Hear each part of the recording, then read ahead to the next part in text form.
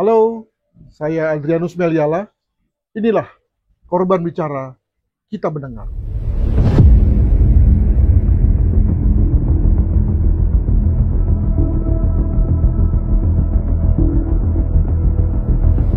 Baru-baru ini kita mendengar ada satu berita yang mengenaskan, yakni ada seorang perwira polisi yang menjabat Kapolres di sebuah kabupaten, lalu melakukan kegiatan susila yang tidak pantas terhadap seorang anak berusia di bawah umur.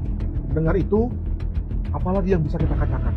Seorang AKBP, penegak hukum, bahwa satu kejahatan susila dengan seorang anak. Kasus ini pertama kali ditemukan pemerintah Australia dari sebuah situs porno di pertengahan 2024. Pemerintah Australia pun melacak asal unggahan itu dan ditemukan video berasal dari Kupang, Nusa Tenggara Timur. Kalau kita membahas tentang pelakunya, maka tentu menarik.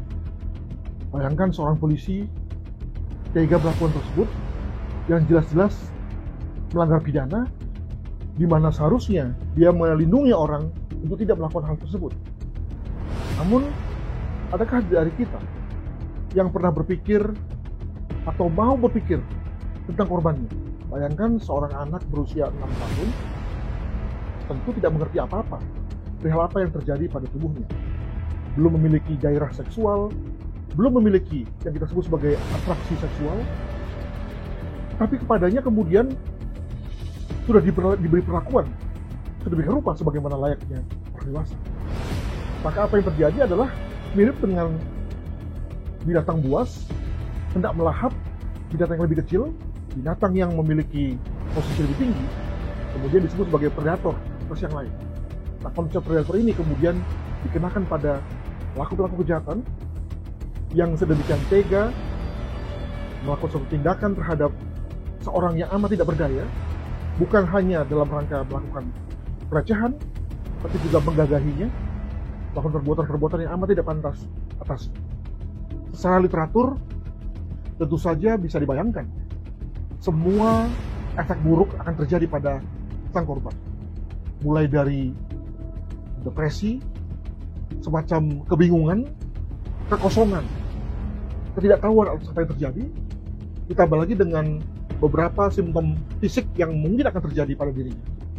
Dan yang paling penting lagi daripada itu semua adalah bahwa korban akan mengalami semacam kekosongan masa depan.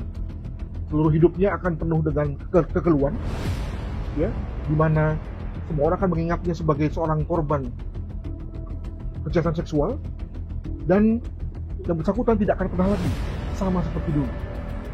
Teman-teman bisa dibayangkan betapa dia sudah menjadi hanya daging yang hidup, ketimbang manusia kecil yang siap untuk menjadi dewasa dan berkontribusi bagi masyarakat, bangsa, dan negara.